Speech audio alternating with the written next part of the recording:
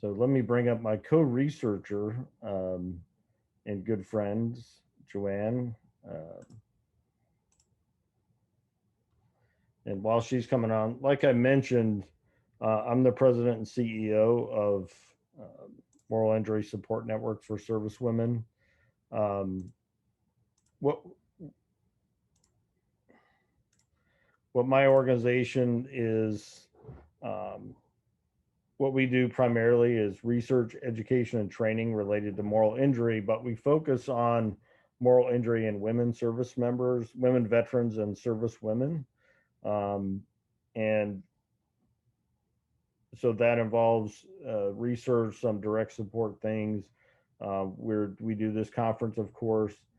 After this conference, for those presenters who are interested, we'll plan on doing a book, a proceedings book from this, so that you can get your information out to even a wider audience. We'll publish that on Amazon.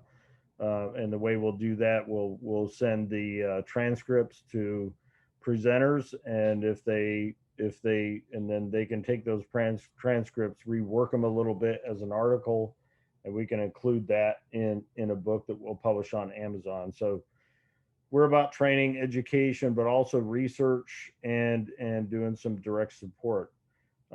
We recently started a podcast, and that podcast will be the first session of the podcast, and it's all about moral injury. Will be published June 9th, which is tomorrow, and you can access that from our Facebook page, LinkedIn, and so on. Um, what we really hope for you to get out of this conference is we want to share some of the latest research related to moral injury. um, Various presenters are sharing their tools and things that they have, different groups, activities, different intervention things that they're doing with morally injured folks. And we also want to have an opportunity to sort of look at some ideas that maybe haven't been completely solidified yet, but people are sharing either their first research or some ideas about where we think research might should go. And so there's a lot that we can get out of this conference. We're hoping that you can maybe take some tools home with you, some things you might want to try with folks you're working with, or you may want to reach out to some researchers and that you hear present here and work together on a project. A little bit about my friend and co-researcher Joann Kovacich. We have been working together for several years now.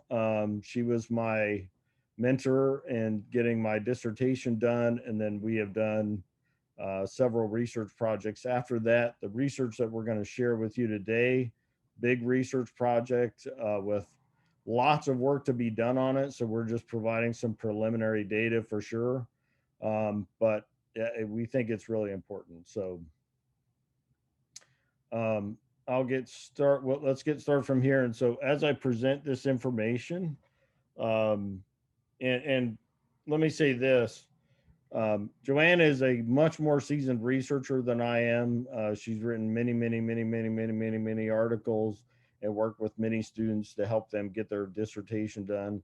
She's an anthropologist by trade, right? And so, but her and I work well together because we see different things in the data. We have different points of view. We certainly don't always agree, but I think the end result is a really good product and some really good research. Um, so Joann, as we go forward, just jump in whenever you feel like it. Um, you're on mute now, but so just to let you know. Okay, so let me see here. I'm unmuted and thank you. And I'll jump in whenever. Okay, all right. Can everybody see that? Okay.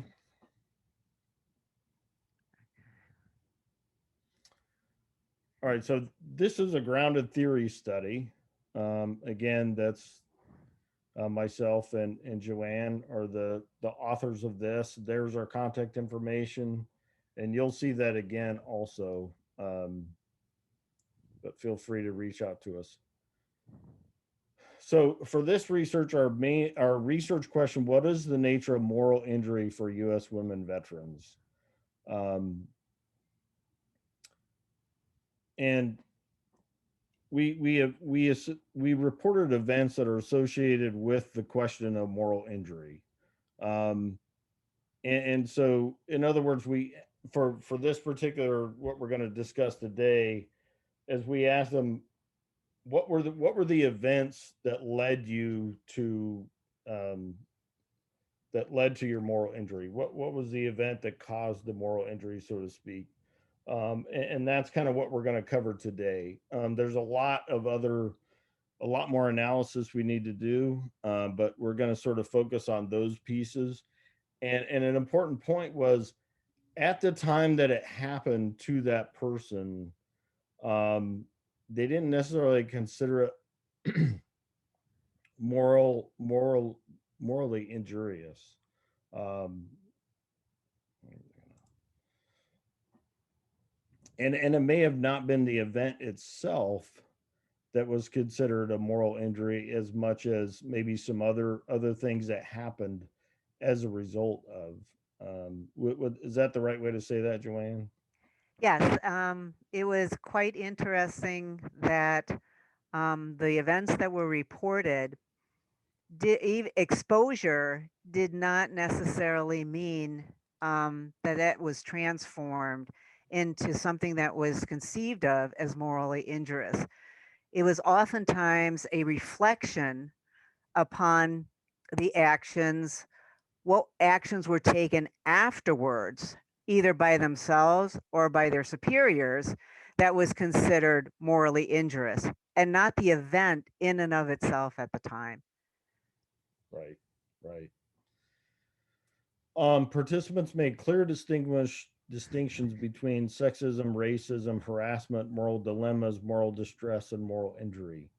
Um, so, so while in some way many of these could be categorized in a general sense as moral injury, but there's also a lot of context that's really important.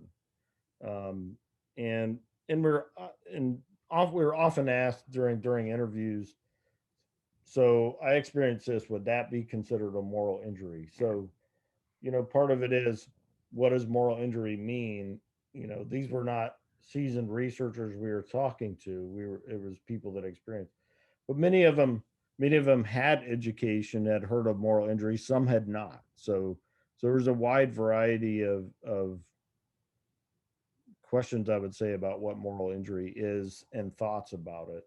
Um, And I think also people were trying to make sense as they reflected, sometimes years later, as they reflected on an event that stayed with them, whether that was now considered morally injurious, that wasn't considered morally injurious before. And like Daniel said, what was really interesting in the interviews was that people would cite an event, and then the women would say, is that an example of moral injury? I'm not sure. I don't know. And they would soften it as saying, yes, was it ethically wrong? Yes, was it morally wrong? But was it morally injurious? They weren't always ready to go that far with a definition. Which right, brings us to the point of partially one of our findings of the study, and what we think needs more research is, what exactly do we mean by moral injury? Um, and we all know it's very difficult that something that can be morally injurious to one person doesn't necessarily mean it's going to be morally injurious to another person. So I think we have to start unpacking what are the categories of moral injury and what are the definitions of moral injury. right. Yep, absolutely. So demographically, 47 participants, 16 via telephone interviews, which were semi-structured and had many questions. And then we also did an online anonymous survey, and that came about because one participant said, I really would like to share, but I know I'm going to be too triggered if I try to share it over the phone. And I got several people that were triggered to some degree while they were sharing their stories, and I was always very careful to ask them if they were okay. Did they want to go on? They could stop anytime, that sort of thing. And all in general, it was cathartic, I think, for him to share, but it was very difficult. And one woman said, "Oh yeah, I've already called my therapist. I know the weekend is going to be a total. I'm going to be a total wreck all weekend after I do this, but I want to do it because if it helps somebody else, I want to do it." And that was a shared feeling, as if this might help some other women, I'm willing to tell my story. But then others, really, the online survey turned out to be really helpful in this sense. We got a lot of women to sign up for that because they didn't have to, it gave them some emotional distance between them and a researcher who they didn't know. Now the downside to anonymous surveys are, whatever they put into the question is whatever you're stuck with. So you can't ask follow-on questions, and you're left somewhat to interpret, what was shared. So but it still gave us some valuable data, certainly. And you can look at the interview. There's a broad range of ages when they joined, um, and the time frame we covered was 1972 to 2015. So that's 40 plus years of data, that we were able to kind of see, um, a wide range of responses and eras in the military when it comes to like sexual harassment and assault and responses to it militarily. You know, what we're doing now in the military may have been very different from 40 years ago. Again, wide range of ranks, time in service. So one good thing about branches, everybody except the Coast Guard were represented. So we do have a lot of pretty robust data and pretty wide ranging data, from those perspectives, and I think that really helps. Okay, so we generated a number of themes from the question. Was basically, what event led to the moral injury?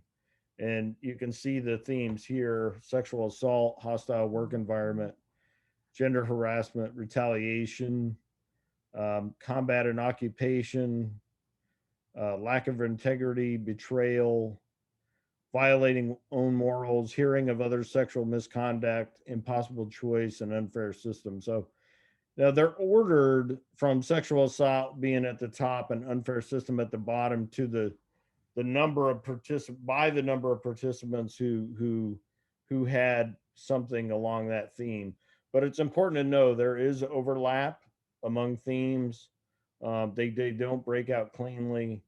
And then two, many participants have more than one theme that you know because many of them had multiple events that they experienced.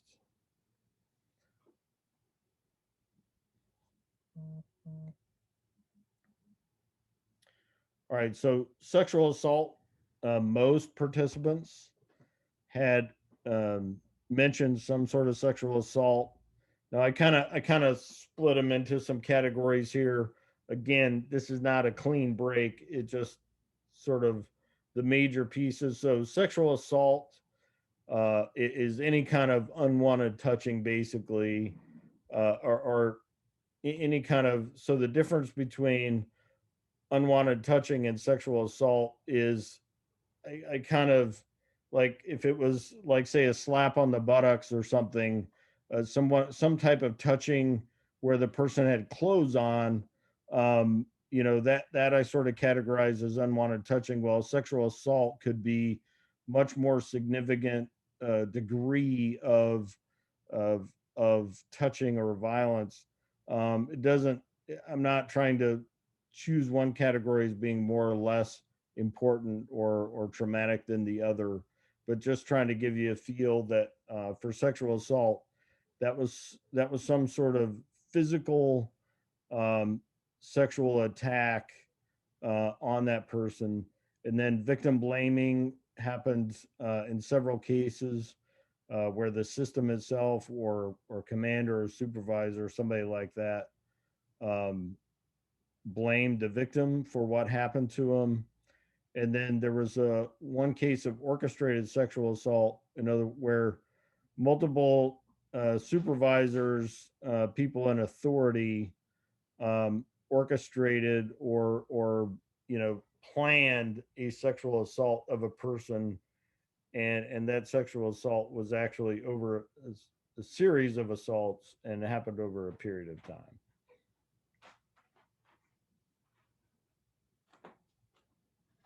I think one of the things that Daniel is pointing out is that we we had gotten a, we had gotten a large volume of data for each participant. And the stories that people told us, the way that they told us these stories, um, they would flowed in and out. So it was not a linear progression. So if they talked about sexual assaults, those might flow into victim blaming, and those might flow into unwanted touching.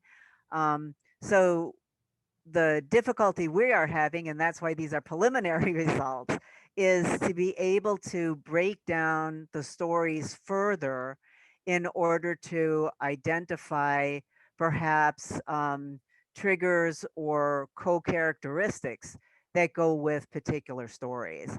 And as Daniel said, what's very important as we look at this slide, um, to know that the women didn't necessarily associate sexual assault at the time it occurred with moral injury. Some did, many did not. Upon years of reflection or even taking courses in psychology that provided them with the label of moral injury, then applied that label. And others simply found that that was not an issue for them.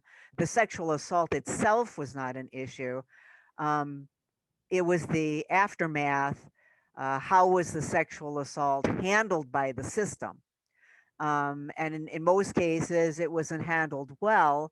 And then I think we see this in as a result on one of the following themes. Then they felt the sense of betrayal, sometimes betrayal of themselves, their own moral compass, and sometimes betrayal by the system. Right. Okay, next most common theme was hostile work environment, and this included a lot of different. Again, most participants had some sort of version of this, and this encompassed a lot of different sort of categories: sexual harassment, organizational trauma, which referred to what Joann was talking about, um, which was a re-victimization of by the organization, humiliation of different types, racism and misogyny. Um, no advocate means a lack of somebody to help or support them, toxic leadership, mistreatment of homosexuals, and then administrative trauma. Um, you know, things like, I think in this particular case, losing paperwork so that the person didn't get the benefits they deserve and so on like that. Um, the the one I wanted to touch on, um, so toxic leadership, again, that can be a lot of different things, and it's very closely related to organizational trauma in the sense that you know what happened to people is, and this is a case, in one case where the person was sexually assaulted, didn't report it, somebody else reported it, and then there was a an attacking of the victim, and you know, a that person tend to lose their sense of identity, their sense of belonging in the group, becoming ostracized, isolated, all those type of things. And it's not just organizational trauma, but in terms of humiliation, racism, all those things, the aftermath of those type of things is often that isolation, and that exacerbates problems, and it continues to make that person's experience far worse.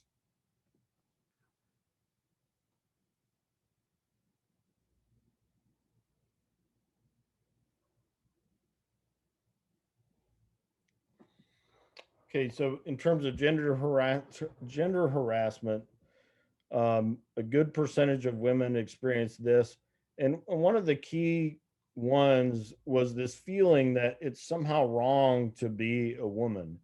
Just the physiology of being a woman, having breasts, and just different parts than men do. Somehow that made them wrong. Like they don't belong in the organization. They don't belong in the military. Things are their fault, and it's in this case, I put gender harassment as a more general term related to what we would commonly think of as gender harassment, which is it can take on a lot of different forms. But there's this case of it's wrong to be a woman to be in the military, and then on the other hand, women are just entertainment for these men. It just gives them an opportunity for somebody to ogle at, or somebody to touch, or somebody to use for their own entertainment. And so these women just felt like all those things related to not what they did as a soldier or a service member, or sailor, airwoman or whatever, but just it had to do with their physiology. That's what determined whether they were worthy to serve in the military, whether they were worthy to be part of the cohort, and that was morally injurious to them. The other thing is dismissive of rank. It's just here you have a woman who's a commissioned officer, got all the training, is a captain or a major, and just gets dismissed like her rank is meaningless. And that sort of calls back to the World War II era military, when women had rank but no authority. Well, now that rank carries all the authority, but this particular participant was still treated as if that rank didn't mean anything, by a much more, not by a superior, but by a much more subordinate person to her, a man. One of the participants shared a really telling story that goes with the first point of it was just wrong to be a woman. She was pregnant, and she was the only woman in the unit at the time. And her officer, her supervisor, just thought because women can be pregnant, that just shows that they shouldn't be in the military, that that was the wrong place for them. And in order to make a point of it, although she was quite large already, I believe she was like 7 or 8 months pregnant already, so obviously showing. Um, he asked her to climb a ladder in order to get files from a top shelf.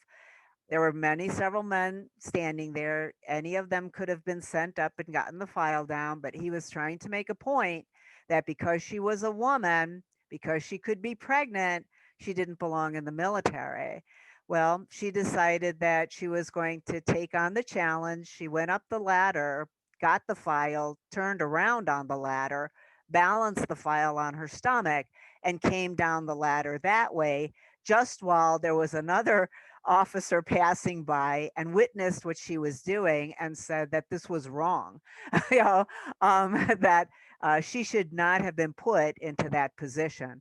But that many of the women, they basically simply said, their experience in the military as being women is always going to be different. And uh, they were always going to be treated different than the men. Right.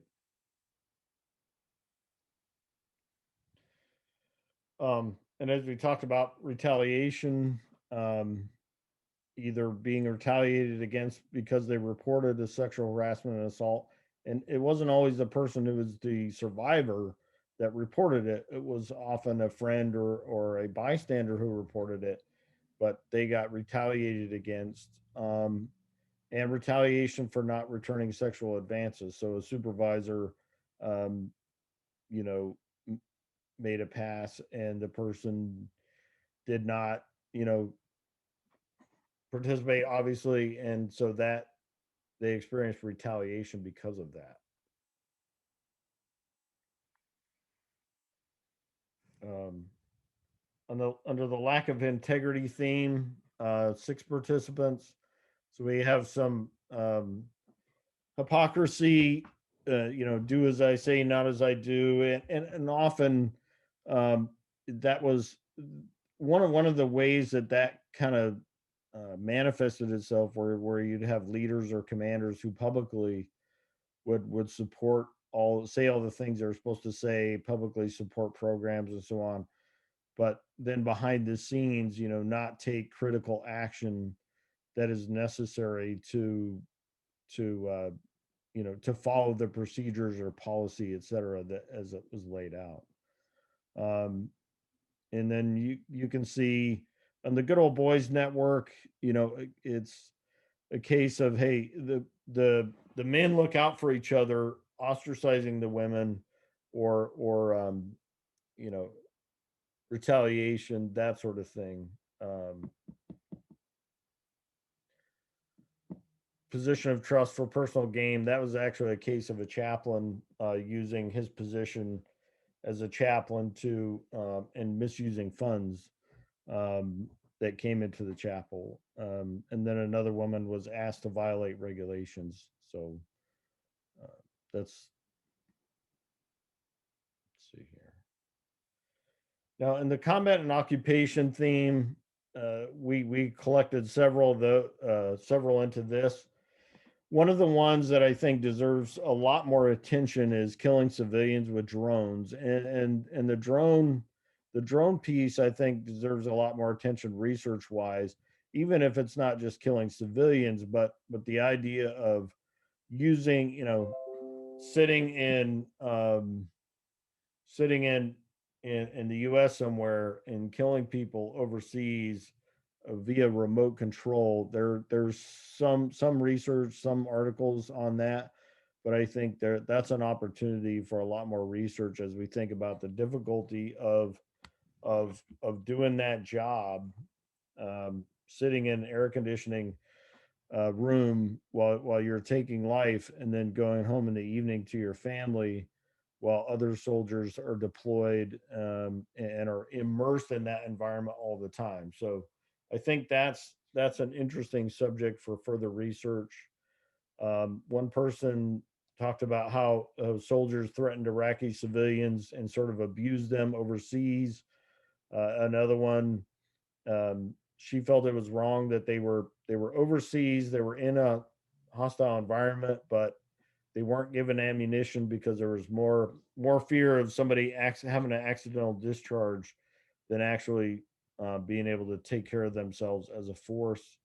One woman said, as far as confusion and conflict, she really didn't know why we were there, what we were doing, and she just felt like um, that the reasons that their unit was there, what they were doing, were not legitimate. And then dehumanization of civilian populace or of other soldiers while deployed was an issue that was brought up.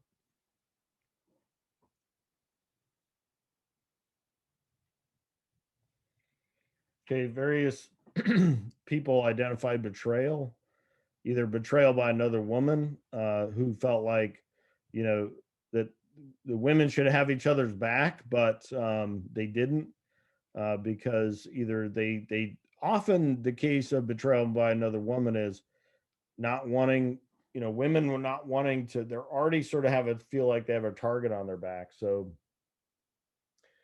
um wanting to blend in rather than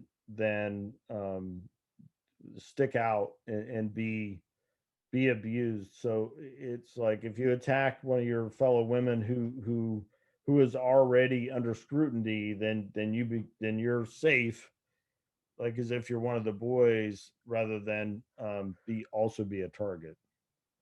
Um, a couple cases of spousal adultery, and then there was a case. This woman betrayed by those you're trying to help. She actually was trying to help other veterans and was betrayed by them and harassed by them, and then as you see, betrayed by lovers. And I think as we're looking at the data again and again and reviewing also new research by coming out by other authors and scholars, I think we'd also have to add to this category betrayal of self.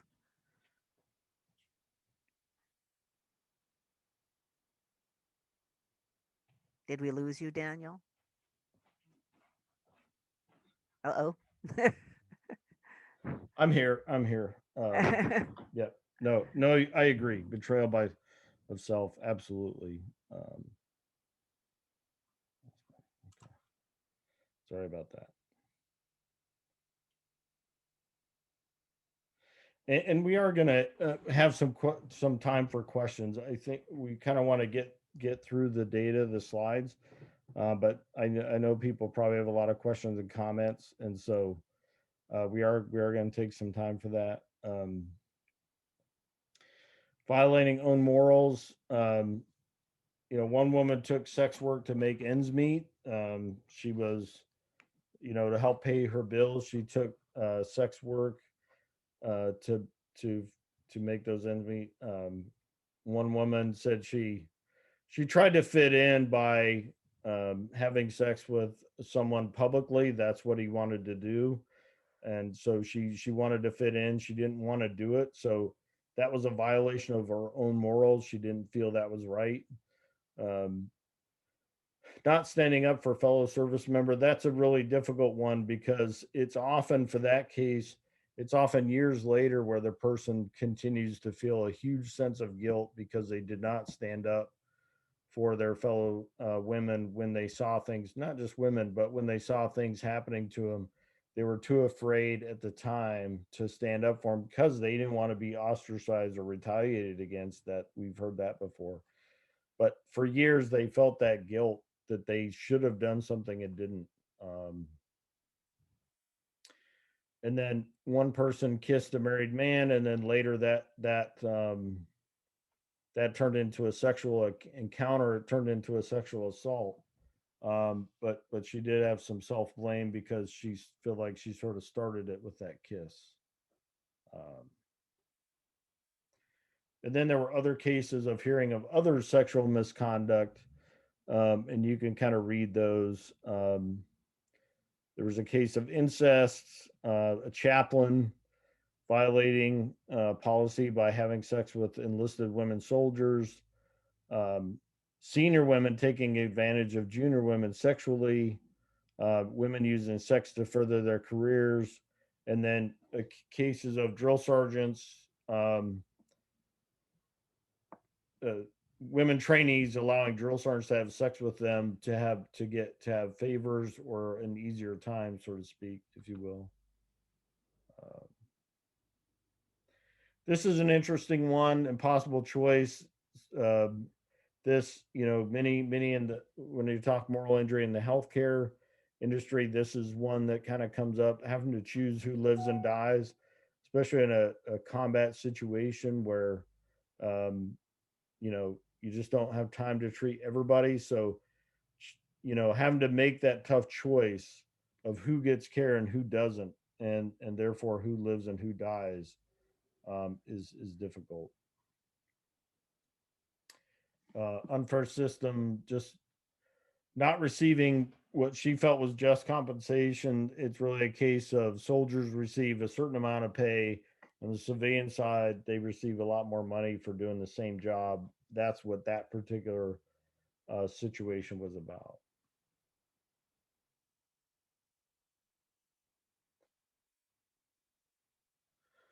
So, a couple things I want to point out here.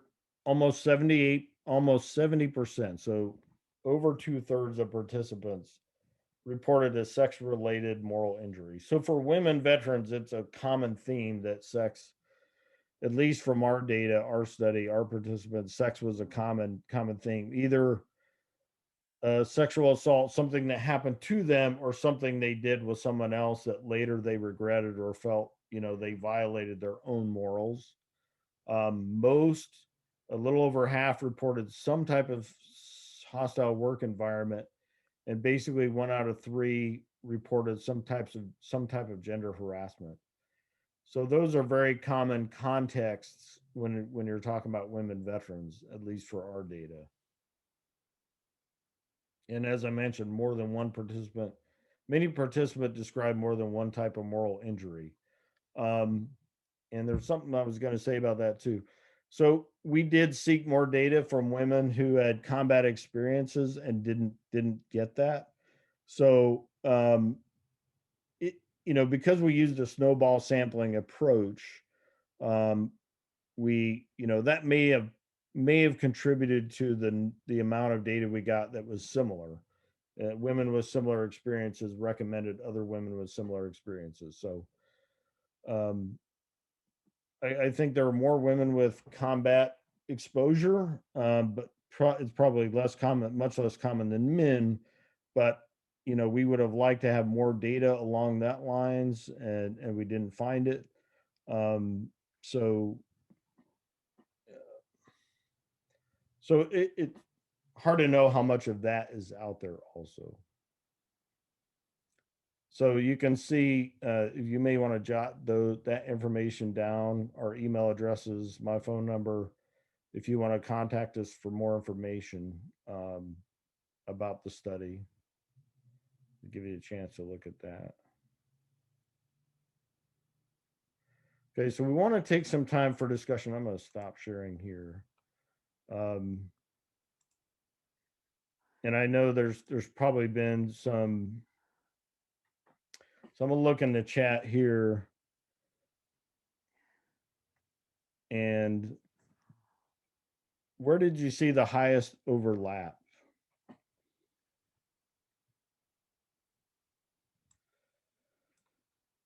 Um, for me, it was more difficult to sort of um, separate out gender harassment, hostile work environment, sexual assault. I mean, those things. There's so many, and decide. Um, technically, assault is any kind of unwanted touching, but is there a difference between rape and somebody slapping somebody on the butt, like those kind of things, trying to differentiate between various types of what, on one hand, in a broad category, is harassment and assault, on the other hand, trying to be precise, very difficult.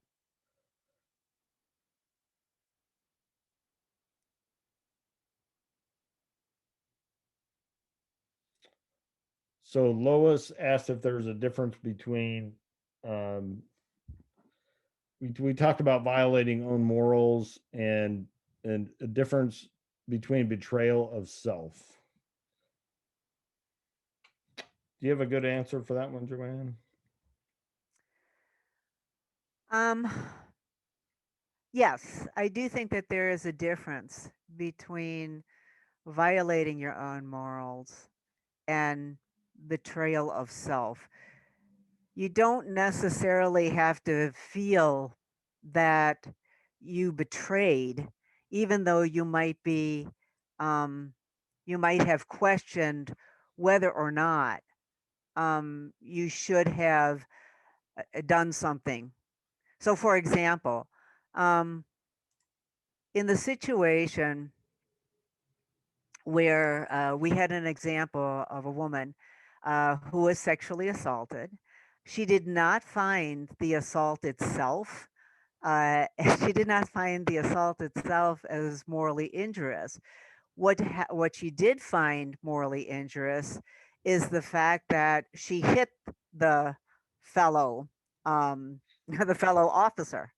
And that is what bothered her more than anything else, that she was not true to her self identity at that point in time. Is that different than a true betrayal of self? The depths, I think you're talking about different depths.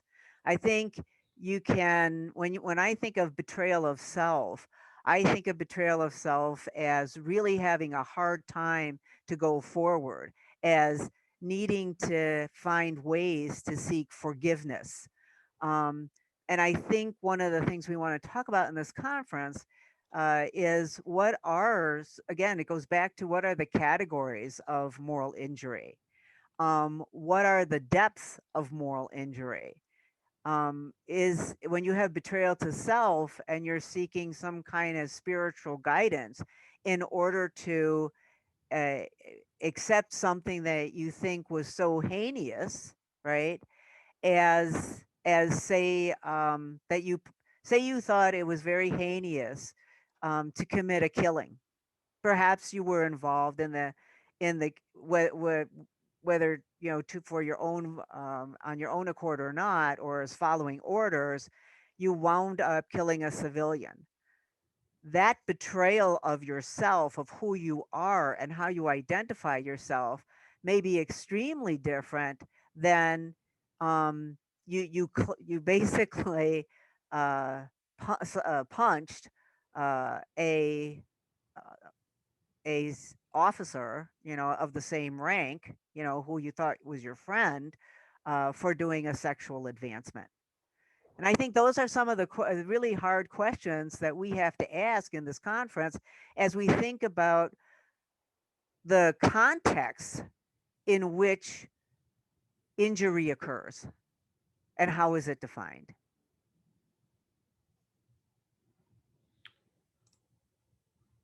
So we had several questions for discussion, and I know you have to go soon, Joanne. So these are all really good. One of the questions we had for discussion: what is the power of the label moral injury? Um, And like another one of our questions is in one article, it said that moral injury resonates with um, with soldiers, that it resonates. And so we have to ask, well, why does it resonate with, and this goes hand in hand with what is the power of the label of moral injury? Um, Moral injury does not necessarily mean that someone is broken. Moral injury is not necessarily pathological, that needs some kind of treatment that has to be fixed. Does it have to be addressed? Yes, but on a very different on a very different level, um, where you might have to do something more spiritual. And in fact, you can almost see how if moral if to be human is to have a moral compass, then having suffered moral injury actually might make you even more of a hero. It's not something that needs to be fixed. But these are all things that we need to talk about, because too often in the literature, we are seeing moral injury as having to be treated, you know, that it's being put in the same category as some of the trauma and the stress disorders. And that might not actually be fitting the bill. Do we have to help? And this is, of course, where the chaplaincy would come in. Do we have to help people seek different avenues, such as to accept and acknowledge their action in a particular incident, but then also be able to accept themselves? But that's one of the men. Daniel has a list of questions that we generated that we yes, hope that we're going to be talking, and that's just one of them. right. But thank you for listening. And if anyone has any questions of me, please email me, and I will try to be online with all of you during these lunch hours. That's the easiest time for me to log in. And then, of course, I'll be listening to any of the recordings and be able to participate and chime in that way. Can But you thank you. put your email address in the chat real quick? Just I sure can. make sure you put to attendees, panelists, and attendees. Um, so while she's doing that, Ken, I'll try to get to some of the questions. We have a few minutes. Some of the other questions people asked. What about frustration with the system of justice within armed forces that does not seem to be working? And there's definitely a lot of frustration about justice in the armed forces. You know, I've in that um, simply, you know, for some women, following the process as they're told to follow it. If this happens, you should report it, and then, but often, you know, months and months later, sometimes years later, still the perpetrator is moving on with their career while the survivor is still suffering tremendously. So there was a sense of justice. Some women felt like, well, I think things are getting better than when I served, and I don't know if that's true or not, but I think at least the military seems to be doing a better job promoting the idea that they're doing a better job. Not sure they are in every case, but I can't really say with the data I have. Um,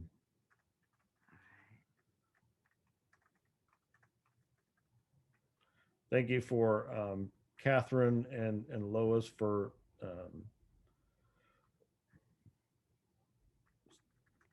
saying that. So Mary, you had a question. I think you had your hand raised. Did you have a question that you want to?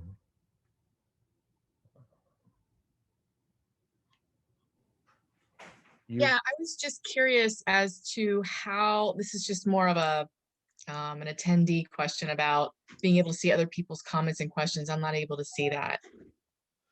Yeah. So great question. If again, when you put questions in the chat, if you put um, right there in the chat boxes, you can select two panelists and attendees, or the specific person. If you put two panelists and attendees, everyone else can see your question also. Or you can use the Q&A, everybody can see that. So it's just a little way the system works mechanically, not awesome in some ways, but so just for everyone, try to remember to put it two panelists and attendees so everybody can see it. Okay. Let's see.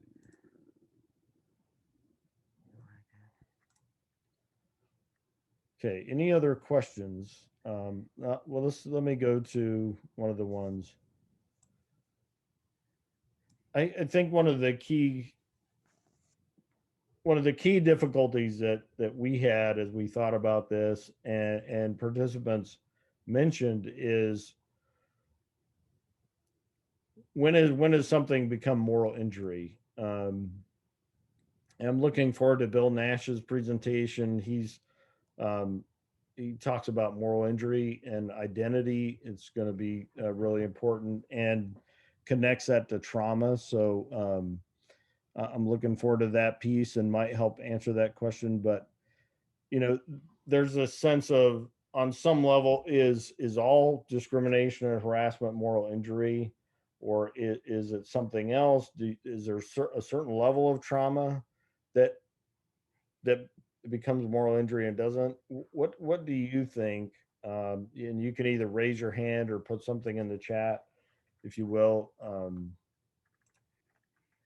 Joann, if you still have, you know, you're still on, I see. So, but I kind of want to throw that out there. Is there a place where, you know, is there a delineation? Is there a way to know? Is it the level of pain and anguish you feel? Is it the type of event? like what makes something a moral injury versus moral distress or an ethical dilemma, that sort of thing.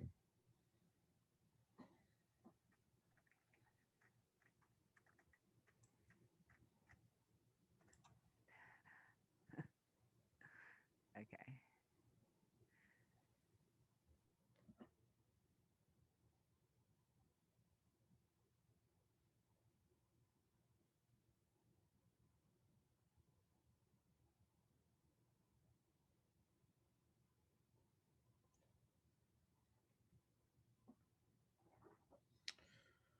So Jenny says that it's the level of impact it has on daily functioning. And Mary mentioned it is a personal thing, and I think both of those are true. Is people's daily function was hindered to a large degree, and and oftentimes for years and years afterwards.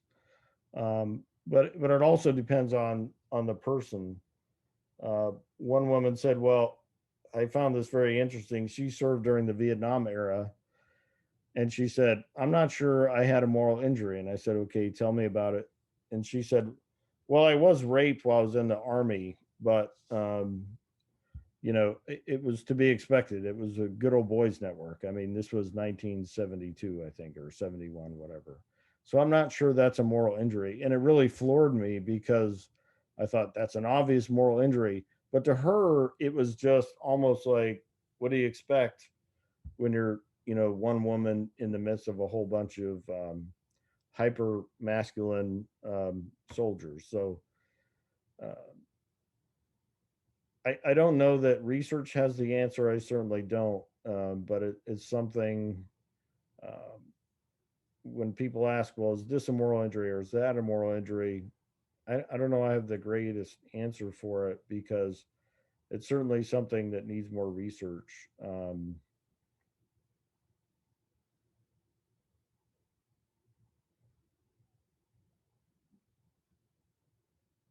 Okay. So Michelle Lawson's talking about true, authentic self identity. Again, identity is a key part. And I think Bill is going to hit on that. Um,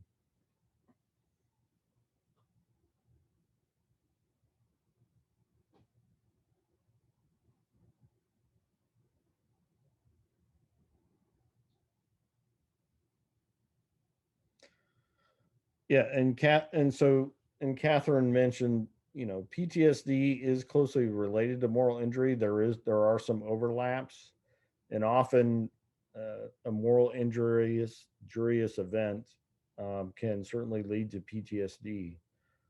So they are closely related. There are things that I think, from a research standpoint, we differentiate between PTSD and moral injury. Um, right. Okay.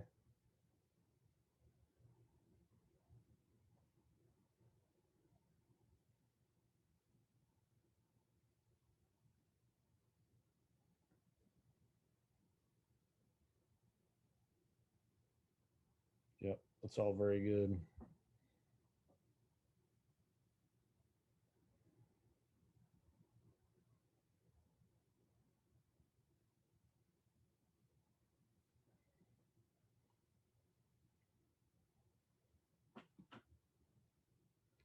Yep. So I love all this discussion and context in the chat box. I appreciate that.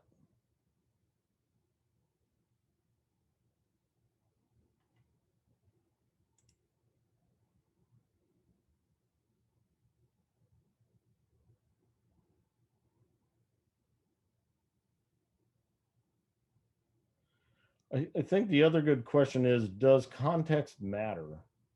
Um, when we're talking about moral injury, does it matter whether it was a sexual assault or whether it was killing a civilian? Um, I think in one way, as we think about helping people heal from moral injury or helping people process or supporting people through moral injury. And Joann brought up a good point. Then, is that the right language to even use when we're talking about helping people with moral injury? Is it a different approach based on context? Do we have a different approach if it's sexual assault versus, like I mentioned, killing in combat, or one type of betrayal or the other? I think forgiveness is an important element for overcoming anything, but is there a difference between forgiving others and forgiving self, and what does that look like?